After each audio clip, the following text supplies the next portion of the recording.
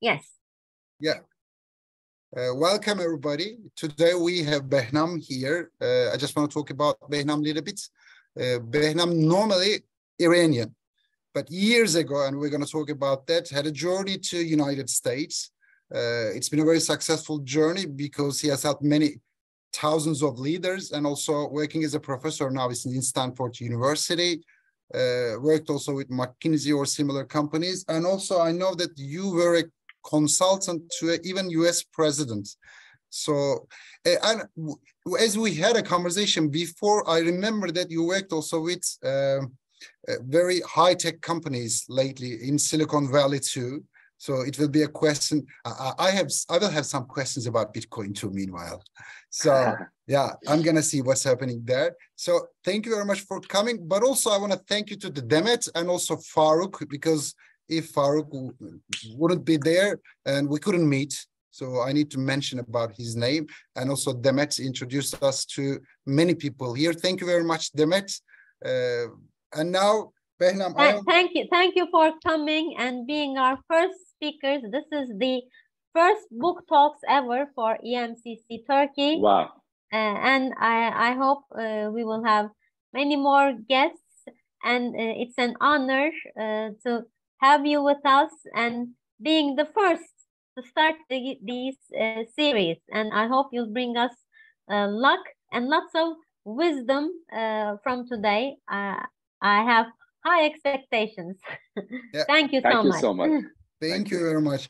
Behnam, we had a good conversation before. I would listen to you maybe for hours. So it was a very good conversation for me, but I just want to, the people know you too. So the first question I would have, the picture behind you, the journalist arrested, because I mean, it's very provocative. So is there any meaning of it before introducing your journey or the other things? Well, first of all, thank you so much, everyone, for inviting me. It's an extraordinary opportunity for me to be with you. Umut, you know, I've been to Turkey several times, and I always cherish the time we spent together. And I want to also thank Farooq for introducing us together. The inside out, and I will talk more about this, it's about being true to yourself. And this book has helped me to find my authentic self. And I love the difference it has made for me. It has really filled some of the gaps in my life. And part of this journey was about be very clear about what you're committed to and, you know, live inside of that life, because that's where you gain power. That's how you gain liberty and freedom. So I cannot, you know, just go on in life and enjoy the small successes I had without really thinking about humanity. And as you know, the neighboring country, which I happen to be born in, is going through some very rough times. And that's the bad news. The good news is the spark and fuel of the revolution and uprising is done by women, by young women. And I'd love to be, and I have been, the voice, and I'm doing everything I can to help the movement, because I don't think it's just about that one country. It's about really the region and the world. And so that's one thing. The one on my right is my family and I. We had a chance to meet with President Obama, and I've really enjoyed the time. As you know, as an immigrant coming into US with basically nothing, with an empty suitcase, being able to have the honor of serving the US president was truly great. And then on my right is also, I had the opportunity a few years back to meet with the Pope. And I also worked with the Vatican and worked on some of the transformation. So I've had a really great life, and just before I finish, I want to say I love Turkey. My father, as you could tell, is Azeri, and is from Tabriz. He's from a small town near Tabriz. And so when I come to Istanbul, it makes me feel like it's home, and I love Istanbul. So thank you again for this opportunity. Thank you very much for all what you mentioned about. Just a moment, I just forget to remind people that we are recording this conversation. As for GDPR policies, we are now recording this conversation and we can publish it on YouTube accordingly. If you mention anything, if you show your face, then this would be a possibility that you would be seen on YouTube. So this means that you kind of gave permission to us to give this one on YouTube. Okay, let's come to the point that, I mean, when I know that because of your book, you were a child in Iran and you just moved to United States, and at the end you work with even US president and the other very reputable people. So I would say that this is a great success. But can you start this journey when you are in Iran and tell about your feelings? Because I think that it will be very difficult to do that in United States. And I know that even in United States, there are some kind of fascist or maybe racial things. So I don't know, that I just feel as a Middle Easterner. So what did you experience? What was your feelings? What happened in the United States, and how could you come up with this great success? Sure. So I came, right during revolution. I was a teenager, and I remember there was martial law, so you could not come to the street. And the martial law would end like about 6 a.m. And so at 6 a.m. I would run, and this was the last days of embassy before it took over. So I would run to embassy and try to come to US. And at that time, US only looked at your grade, and if you were like extraordinary, they took you. If you were not good grades, you could not come. So I was lucky I had good grades.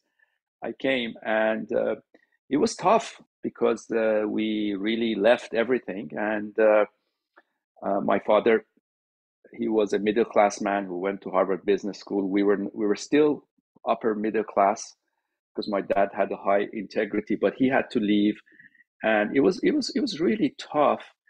I must say my experience in California was much easier, but when I went to undergrad in Kansas, where people were not bad, they were just limited.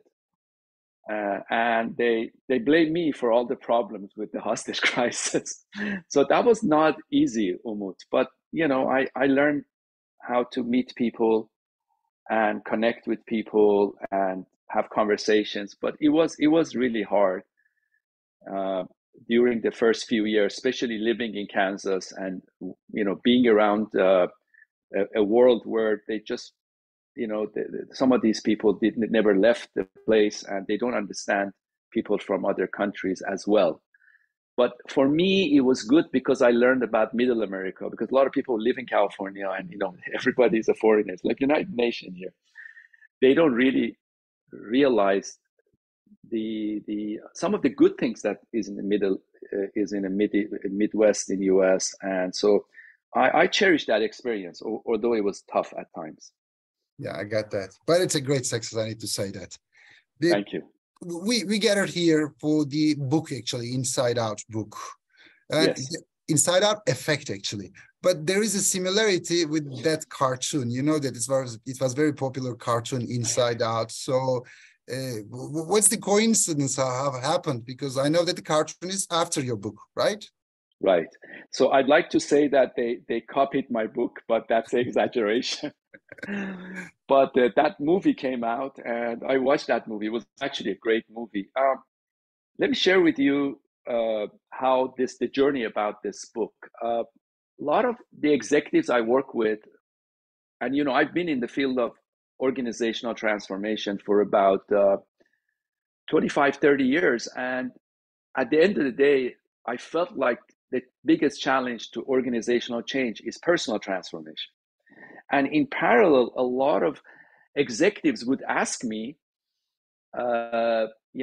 show me a book on personal transformation. And a lot of these books were either too mystical or too out there psychology, pop psychology, that when I showed them, they didn't like it very much. They wanted something more applied, where they could just, right away use it step by step to reach both their full potential and fulfillment. And I think fulfillment is very important. So I went on this journey because I just to step back, I at the peak of my success in US, being at Stanford, winning the best teacher award, winning the best scholar, there was something inside of me that that I was still not that happy. And I went through my own spiritual breakthrough. So in the book, I talk about that. And then I talk about step by step about how to get there. My co-author, I want to acknowledge him. He was my student, and he teaches the most popular course in the Stanford Business School, which is a touchy-feely course, where students sit around a round kind of setting. And after a while, once they get to know each other, they tell each other exactly how they came across. And so you get like pure feedback without any noise. You get a lot of signal. So Michael and I worked together on this book, and then the title is actually really interesting because I was part of what I do in transformation. I work with the local government, and I help with vulnerable population. And there was this lady, a very dignified older lady who was in my class. After the class, I started talking to her, Chris Ferry, and I asked her, "What do you do?" She said, "I work as a nurse inside a mental hospital." And I said, "Wow, what did you used to do?" She said, "I used to work at Stanford Hospital as a nurse." I said, "Why did you leave this prestigious job and go work in this mental institution for vulnerable population?" And then she looked at me with a long pause, and she said, "We're all in jail." And then she gave me this Buddhist book. And then so that night I kept thinking, boy, there must be a name for my book in this. And then it was the Inside Out. In some ways, we lock ourselves inside of a jail because of the expectation of our parents. There's this great book, Dream Test. How do you know your dreams are actually yours and it's not your parents? We lock yourself because of what Instagram and these corporations tell you, or what the society expects you. And the Inside Out is, how do we break through that cage and be yourself and be your authentic self? So like we are making a tunnel from a jail then. Exactly. And Inside Out, hopefully there'll be a ray in terms of how to get there. And I've been really impressed. This is what I love about this. It's a difference it has made on my executives and on my students, because people need this conversation. They need this vulnerable population, these vulnerable discussions, to really be able to see what is it in their life that is blocking them from reaching their true potential. It's good. Meanwhile, I need to give a feedback from a reader. A couple of days ago, somebody just posted an Instagram post on about your book, and she was saying that I know that it's self-help book, but she was saying that this is the best leadership book that I've read. I mean, wow. First I said, oh, it's a self-help book. How could it be a leadership book? But it's self-leadership book at the end. Well, that's really first of all, I want to thank this lady for her kind words. I had a mentor at Stanford, Professor Jim March, who passed away, who used to tell us, leadership and management, they're not questions, they're not technical questions. If you really want to understand leadership, you need to really understand, it's really an existential question of who am I? So I 100% agree with her, because you cannot be a leader unless you're very clear about who are you at your best. Because, this book is about finding that and helping you get to that answer. And every one of us different, you and I are different, but, I really admire you. And once you know who you are at your best, and of course, we can't always be there, right? So one of the things that I've done is I've told my family, my friends about who am I at my best, so that when I I'm not at my best, they remind me. and so that's, again, you want a team, a network of support to let you know when you're happy. When you're happy, you're at your best. And right now I'm at my best because I'm hoping to make a difference in some of your listeners' life. And so I want to be that 24/7. So that's really what I love to do. And that's what leadership is. Leadership is not just how you show up at work. Leadership is not about title. You can be a housewife and be a leader of the family.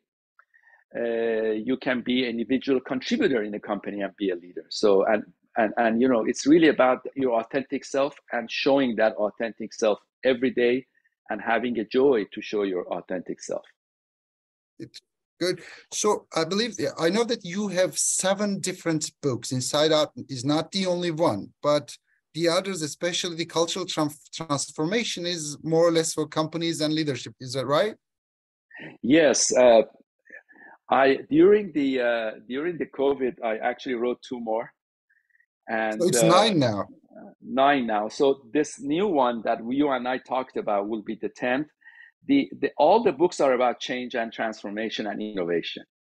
But this one, which you and your organization kindly translated to Turkish, is about personal transformation. The others is more about team and organizational transformation.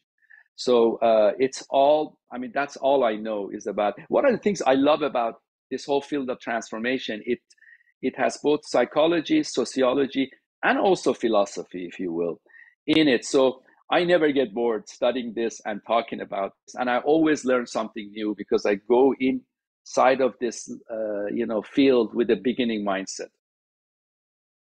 Yeah. So think about that. I'm a company leader. How should I understand that I need to work on this cultural transformation issue with you, or I don't know, reading your book, whatever? So how should I understand that I need that? Yes. Is there a clue about that?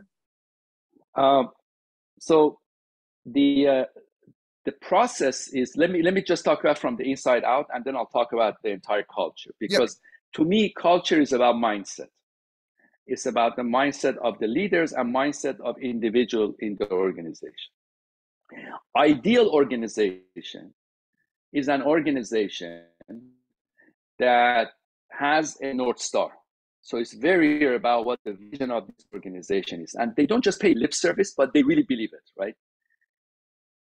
And then if you really want to have a culture where it's aligned and everyone is rowing in the same direction, you want to have the personal North Star of every individual member of the organization aligned to the North Star of the organization. Then you as an organization, which is a collection of people in it, become unstoppable.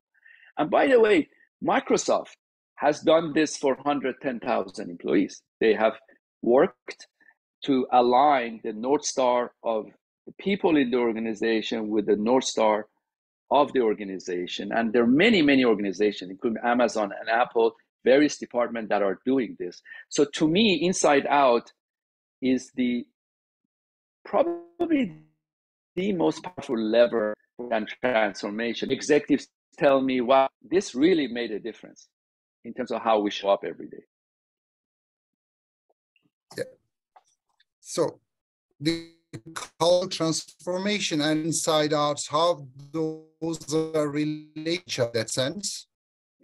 Yeah, because at the end of the day, you don't have a culture unless people inside the organization are committed to the values that are important. And that's why the Inside Out and people, studies of engagement shows that anywhere between 70 to 80 or 90% of people are not engaged at work. This is studies of millions of people around the world. It's actually worse in Asia. So just imagine you're running an organization as a leader and 80% or 90% are just not engaged. And what does that mean? They're either sleepwalking at work, minimum, completely checked out, and they sabotage any type of change effort. So this is very alarming. I mean, if you want to change the culture, you got to get people engaged to what they do. And again, inside out is one of the levers to help you to create culture of engagement. Now, you also probably have other values that you also want to inculcate across the organization. And the way you do it is you make sure that the leaders walk the talk. So one of the things that when leaders come to me and they say, I want to transform my organization, I said, okay, are you personally willing to transform? And if they say, no, I'm fine, these guys need to transform, I say, well, good luck. Because as you know, the only way a culture transformation could happen is it starts with a leader, people who report to a leader, and several layers down. So all of that needs to happen. Now, some of your members in this chat, they might be thinking, well, I don't have the power. I'm not the CEO. How do I change? Well, through inside out, you can change yourself. You know, Gandhi says there's only one corner of universe you can change, and that's yourself, right? So you change yourself, and then you maybe impact a smaller unit you're dealing with. So there's a lot you can do and so forth. And when people see you change and live your authentic self, they see it because you're going to be a lot happier. And they're going to come to you and say, hey, Umut, I want to have some of what you have. How did you get there? And then you say, well, this inside out could help you. How to become a better leader, how to show up better at home, how to show up better with your friends, with your children, with your spouse. And again, to me, it's a difference it made for my life. Doesn't mean that I'm always there. Doesn't mean like I have figured everything out. But at least when I fall down, this process of creating a vision statement, this process of having a North Star helps me get up quickly and align myself. When I have a conflict, again, through inside out, it helps me to get back and keep moving. If I sometimes take too much work, through inside out, I can think about what's important, what's not important, and be very clear. So it gives you a lot of clarity in your life about who you are. And then finally, you know, life is like sailing, right? You're a sailor, choppy water, right?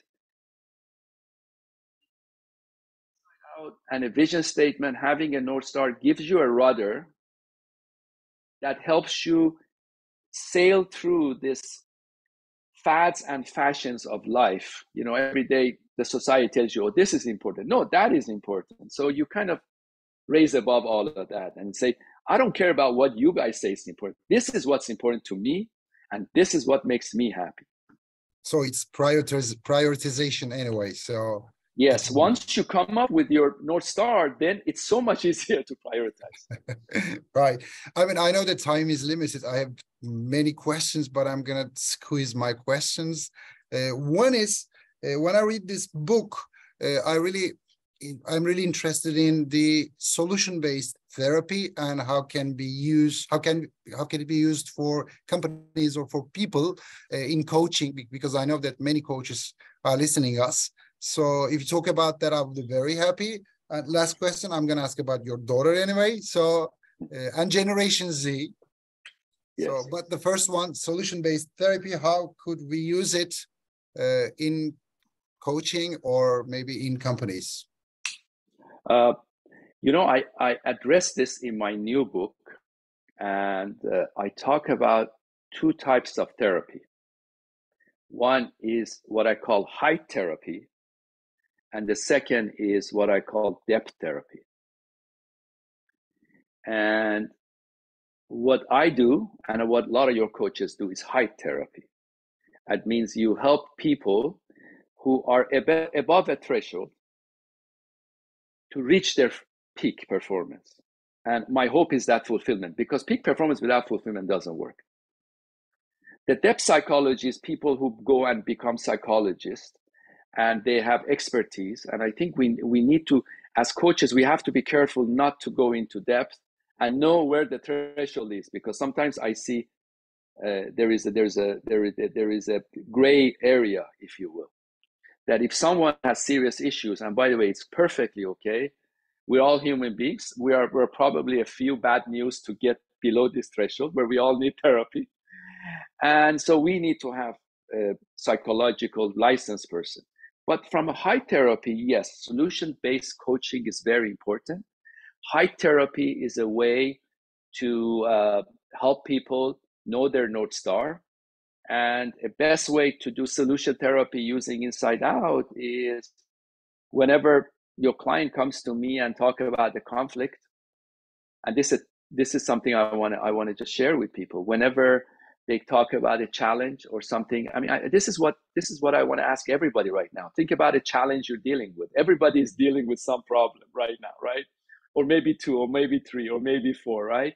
So think about a challenge you're dealing with, and think about how that challenge is affecting you, and how it's impacting your life, how it's impacting your vitality and your happiness. And as you're thinking about this, what I'd like you to be asking yourself is, what am I committed to?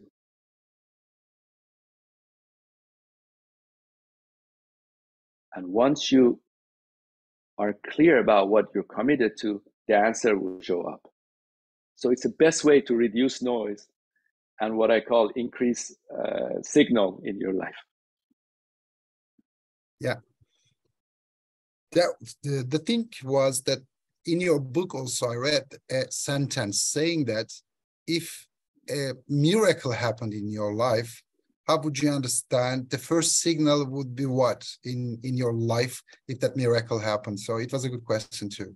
It's more or less goes to the same place, I believe. And one of the things I again like about this book that Michael also helped me, because he had the beginner mindset. Sometimes working with somebody who's younger. By the way, I ran into him in near Stanford, and I said, Michael, where are you working? He says, I don't have a job. I said, wow, 4 months after graduation, usually Stanford students have 6 jobs. He says, no, I want to do what you want to do. I say, okay, you want to work in this book with me? He said, yes. He said, but I need to pay for my rent. I said, okay, I'll help you out. Let's just do this together. So Michael was really helpful in terms of making sure there's places within this book, placeholders, where people actually could fill in. So the question you ask, there's probably a space that people could fill in. So once they buy the book, they need a pencil and they could fill it out. But here's my suggestion. When you come up with your vision statement, when you come up with your North Star and what you're committed to, write that in pen. Everything else all your goals could be in pencil. Writing is always useful. Yes. Yeah. Last question that I'm going to ask to you. I know that one of your prioritization is your daughter, right? Yeah. I know you. I know your daughter, and she's a great person. I know that she's fond of animals. So she was talking about that. Also, she wants to be a veterinary, even if she's a lawyer, as I believe. Yes. So it's interesting. I want to ask you about Generation Z. Probably your daughter is a Generation Z, and also in Stanford University, you are talking to many different Generation Z people. So you know them more or less. 2 questions. One, if I ask your daughter about her father, what she would say first? And the second thing that, can you describe us the Generation Z to understand more? Absolutely. She says she might join in, so I wonder if she's joined in. But Umut, you have a child too, and you know it depends what day you ask them, right? So let me just share with you one reaction she had. Let me step back and say one of the reasons we love Turkey is how much you can tell. Galbraith used to say you can tell a culture by how they treat their animal, and we were floored when we came with my daughter. She could not believe it. And I know, Umut, you've done a lot with especially dogs. I remember in your basement you had adopted so many dogs. I mean, I just love that about you and your culture and people in Istanbul. And I know she talked to you about this. and you gave her some really, really good ideas. So she was very inspired meeting you. Gen Z, it's an anomaly right now. Let me just share with you. The people who are, older do not understand the Gen Z. A lot of leaders call me and says, we don't know how to manage these Gen Z. And by the way, I tell them in a few years, they'll be like 40% of your company. So you better understand what they do. So the thing I tell them is, just because we don't understand them doesn't mean that they're like not good, right? Because I believe they're capable of amazing work, but they just not like their parents or grandparents willing to make the crazy, crazy sacrifices, right? But once they're committed from the inside out, they're unstoppable. I mean, remember, this whole revolution in Iran is done by Gen Z, 17-year-old, 18-year-old, these two journalists who went out and talked about the killing that has happened. They're, I think, 19, 20, 21. So they're still in jail after like 3 months.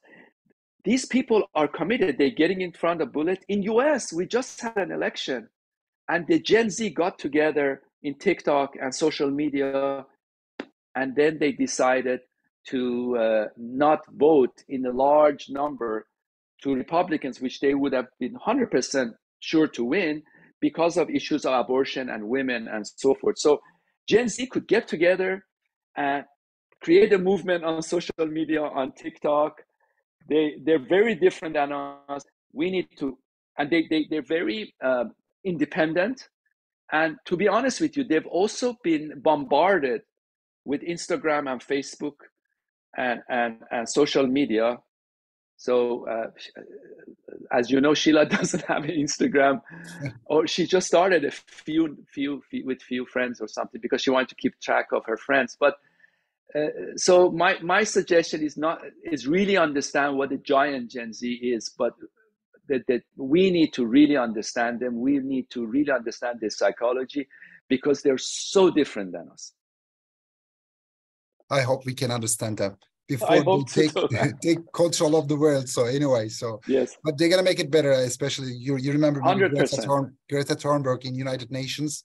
So she was very effective for the culture, for climate transformation too. I'm out of my questions because of the timing, and I let people in to ask questions. If that's okay for you. Absolutely. Q&A section. Demet, do you want to manage the question part, or should I manage them? We can both do. Okay. So, folks, if there is any person who wants to ask question to Behnam, yes. Doğan, I see Doğan there. Doğan, and you can also type it if you like. Yeah. Thank you very much for this great opportunity. My question is, almost all the organizations feel the need of transformation in this VUCA world. I mean, ambiguity, volatility, uncertainty, etc. And agility is a very popular and attractive approach in this sense. And it also requires leaders at all levels. So within this environment, how would you comment on this inside-out approach for the leadership and for the agility in this business world? I love your question, Dogan. And the reason I love it is because it's exactly what my next book, and Umut knows I've been working 3-4 years on it, and it will be out in September. And Umut will and his organization are kind enough to translate it. It's exactly answering that question.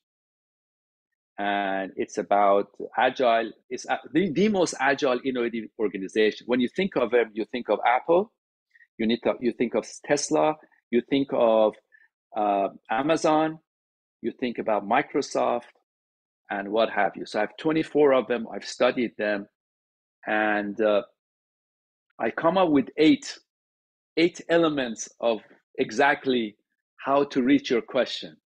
And guess what, Dogan? Number one is existentialism. So the idea here is the inside out and alignment we spoke about. It's a key and it's the requirement for agility. So sometimes you need to slow down to go faster and be able to pivot. So it's like, okay, you move very fast in one direction, and then agility is you pivot as the information changes, right? So you constantly say, well, what am I committed to? What is my North Star? Does this pivot make sense? Or no, I'm actually compromising my values, and this is a slippery slope that's going to lead to our demise. So you can be a lot faster, a lot more agile once you know who you are, and that's what Inside Out is. And it's the number one. And there's 7 more that hopefully in a few months will come with Umut, and we'll talk about it. Great. Thank you so much for that question. Thank you. Thank you very much. Is there anybody else to ask question? I just see the list. Any questions from anything that's in your mind, I would love to answer.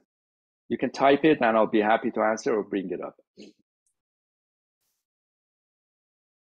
I'll ask something. As most of the people here are coaches, as coaches, what would be your advice for us to help people find their North Star? Any specific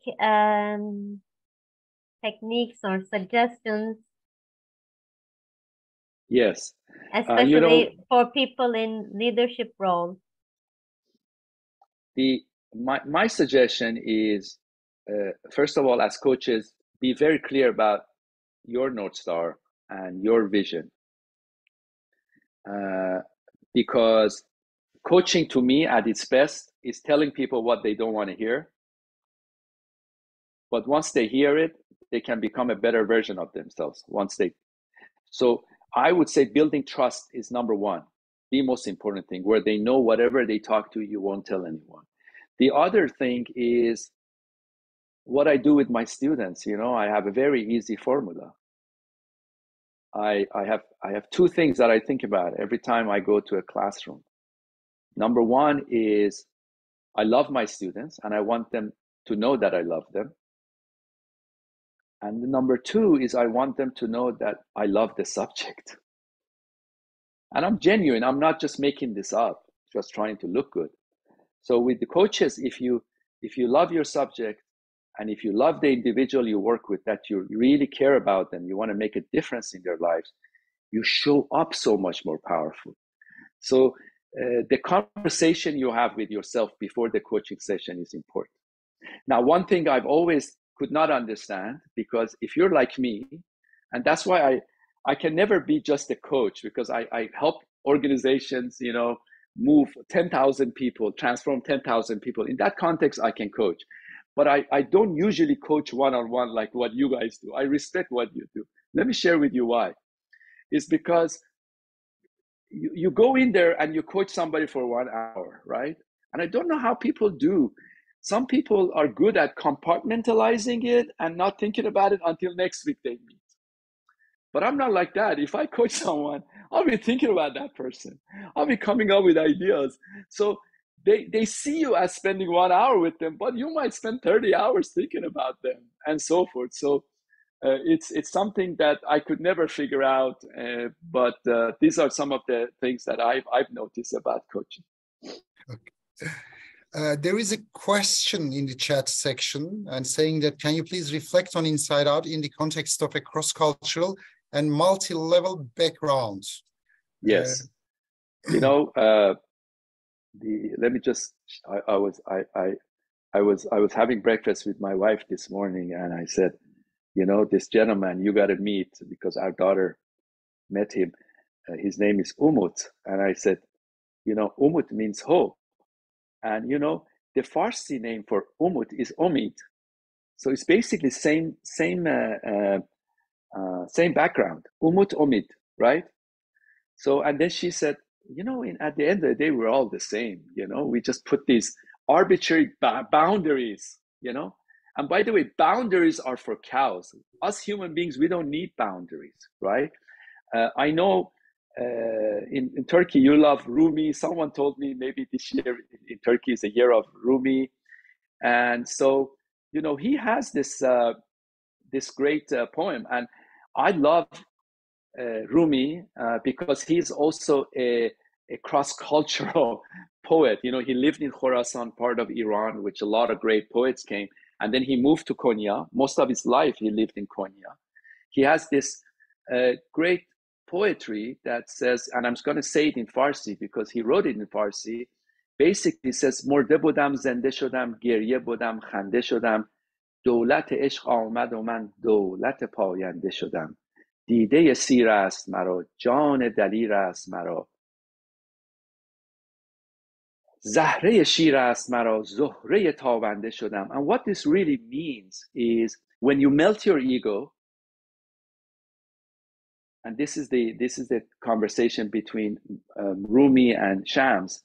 Basically, Rumi says, I was dead, I became alive, I was weeping, I became laughing, the power of love came, and I became everlasting power. I am content, my soul is bold, I have the heart of lion, and I've become shining Venice. So the whole idea here is don't let these cultural differences, languages, once you take out this flesh, the human heart is the same everywhere. And connect deeply, and that's what Inside Out is human to human connection. Yeah. Any question more? I can ask a question meanwhile, yes. Without forgetting it. I'm going to come, Faiza. I'm sorry, after that, asking that question. We talked about the boundaries between human, and also we talked about the salvation of people. I really wonder that because of the financial liberation is very important. And I know that, for example, Bitcoin, you are working with the Seattle companies, so I need to ask that too. Bitcoin is a financial freedom, for example, other than government. So it's very important.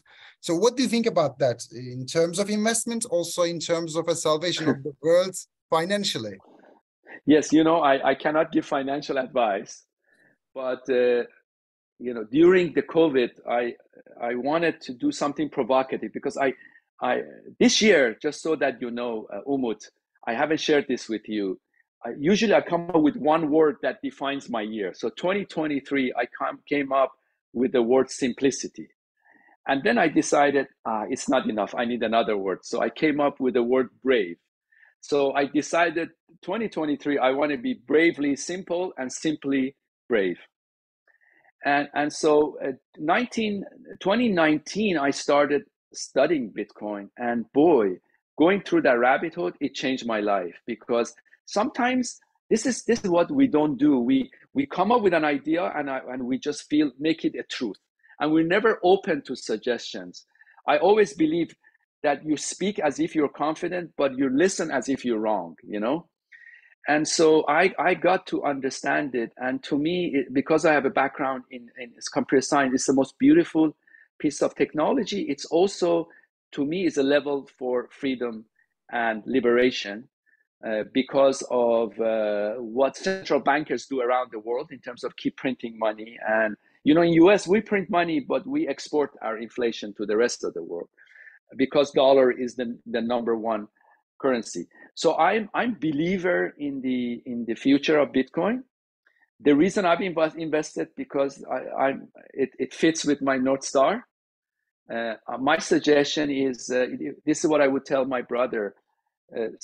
Put the money you don't need for at least 4 years in there and don't look at it. And I am very hopeful that this is going to be a escape hatch for people living in very difficult high inflation, especially places like Venezuela, Iran, and other places. And I know Turkey has high inflation. So I don't see any other way. I believe this is the answer. Having said that, I know a lot of altcoins are in Turkey and they're trying to sell. Almost 99% of them are scams. And I think that is something I hope people also realize. To me, it's just Bitcoin and nothing else. Thank you very much. Faiza, we are with you now. Good evening, everyone. Thank you very much. Very good conversation. It is fulfilled for me. Thank you very much. My question is, I'm really wonder about relation with art, Behnam. Maybe it is personal question, but you say you can ask everything. Art, where is the art in your life? Yes. You know, it's amazing you asked that question, Faiza, because yeah, you cannot be a leader and a transformation leader. You cannot really be an inside-out person if you don't enjoy beauty. Yeah. And when I think of art, I think of beauty. When I see an amazing person, and when I go to countries, I love to talk to taxi drivers, because to me it's their piece of art, what they think. So art is not just a drawing. Art is everything. Beauty is everything. And I think finding beauty and meaning, it's one of the greatest way to stay happy, because besides the role of imagination, which I think is very important in Inside Out, and the role of commitment and passion, you also need joy, you need art, you need beauty. And let me share with you beauty and art from the point of view of Don Quixote. I know you've heard about Don Quixote, this gallant Spanish character that even several hundred years from when it was written is still a great piece of art. I have my students read it. And Don Quixote, this idealist, the whole story is about this idealist spending time with his protege, who is a pragmatist. Like, he sees things as reality, and Don Quixote sees this as he visualizes. And the whole book is about the conflict between these two. And so Don Quixote talks about his love, Dulcinea. And the way he describes his love to Sancho, Sancho is expecting to see somebody with the most beautiful flesh in the world, right? And then Sancho sees Dulcinea and says, oh my God, goes back to Don Quixote, says, that's Dulcinea? And Don Quixote says, I see her beauty as I see it. And Carlos Fuentes said, this is the most beautiful declaration of life I've ever seen in my life. So to me, beauty and art is in everything. Yeah. And I think we should appreciate that beauty in people, in the work that they do, and so forth. Exactly, nature. Oh my God, absolutely. Thank you. Thank you. Okay, so I think let's time is answer up. any other question if there's any question. I know I wanted to leave early. One more from me. Yes. Because you're also the expert in organizational and cultural change.